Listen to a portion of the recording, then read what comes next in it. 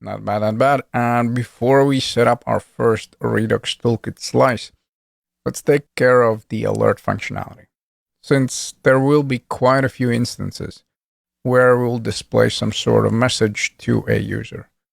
Now, we can definitely set up the entire functionality ourselves.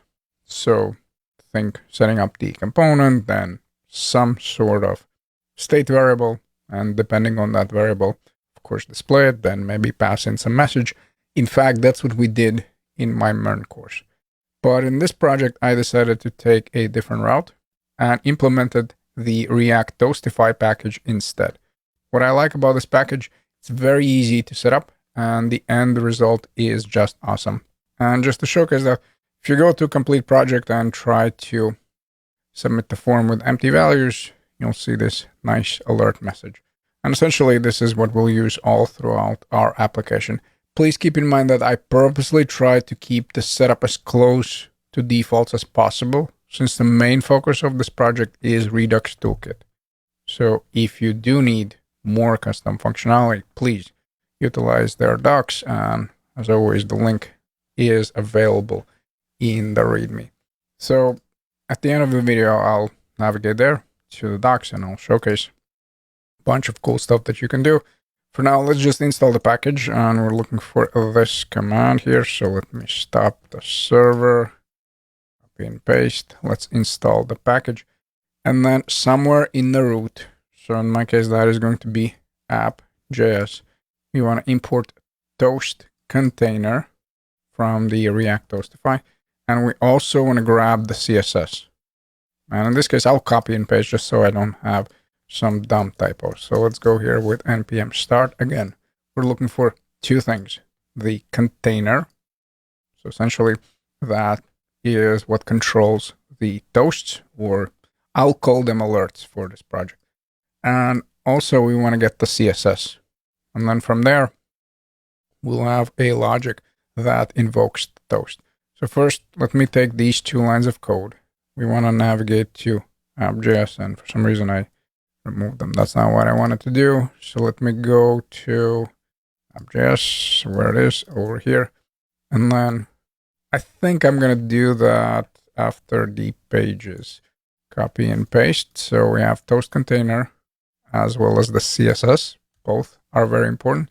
And now go in between the routes and browser router. Remember, if we'll place something that is not React router related inside of the routes, we'll get the error. So make sure that you do that after that. And we're going to go with toast container. So now we want to render the component, the toast container. And then as far as invoking it, eventually we'll do that from our slices as well. But for now, let's just navigate to a register. And if we have empty values instead of that silly console log, why don't we try out the package? So let's navigate here. And as a side note, this is what we're about to do. We're going to grab the toast from the React Toastify, and then we just need to invoke it. So basically, we go to toast, and then we have a bunch of methods. So in this case, since I want to display the error message, I'm going to go with dot error. And of course, in this video and also all throughout the application, we'll cover other options as well. So let's just first navigate to a register. Right after the wrapper, we want to go with import event toast from Toastify. Let's keep on scrolling. And for now, let's just try without any methods. Let's just try the default one. Let's save it, and then I'm just going to be messing with a submit button, basically. I just want to showcase what we're going to get.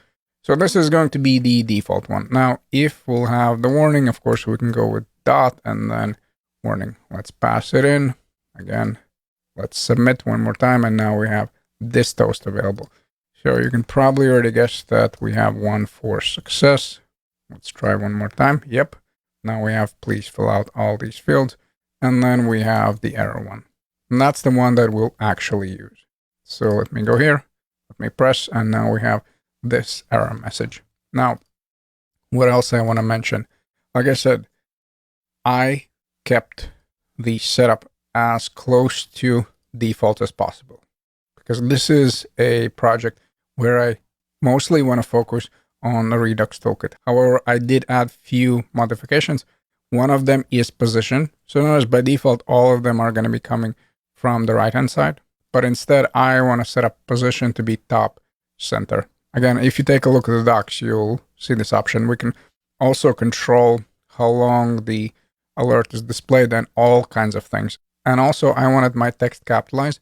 Therefore, in the index CSS, all the way in the bottom, you'll find this class. Again, this is according to their docs. So basically, we target the class and we can apply some style. So first, let me just go to app.js and let's add that position. So now it's going to be top center. So toast container, we can add the prop. The prop name is position, and we want to set it equal to top hyphen and center. Let's save it and check it out. Now we have alert coming from the top. And also, like I said, in the index CSS, you'll find this class where I set up text to be capitalized. And if you want to find out more info, effectively what other options you have, just take this link, navigate to your browser. Notice I already have it right here, and you want to follow the documentation link. The documentation is awesome, but again, it's very extensive. So you'll definitely be able to find whatever use case you have, but we're not going to do that in this project because, like I keep saying, the main focus in this project is the Redux toolkit. And with this in place, now we can start setting up our first React Redux toolkit slice.